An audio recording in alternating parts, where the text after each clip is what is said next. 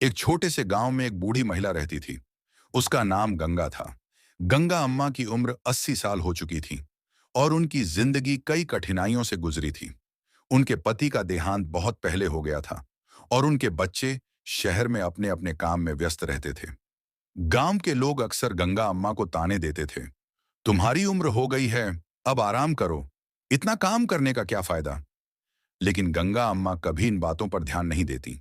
गंगा अम्मा का सपना था कि उनका गांव हरा भरा हो।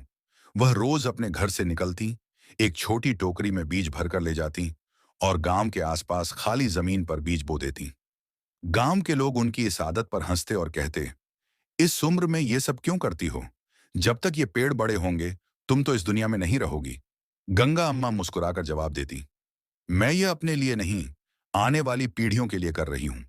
हो सकता है मैं इन पेड़ों की छाया में न बैठ पाऊं, लेकिन कोई और तो बैठेगा। सालों बीत गए। एक दिन गंगा अम्मा नहीं रहीं, लेकिन उनके बोए हुए बीज अब बड़े बड़े पेड़ों में बदल चुके थे। उनका गांव हरा भरा हो गया था। लोगों को अब समझ आया कि गंगा अम्मा की मेहनत ने गांव को कितना सुंदर बना दिया। उनकी याद में गांव वालों ने उन पेड़ों के पास एक पत्थर पर लिखा, गंगा अम्मा की प्रेरणा से यह गांव हरा भरा है। उनकी सोच और मेहनत ने हम सबकी जिंदगी बदली।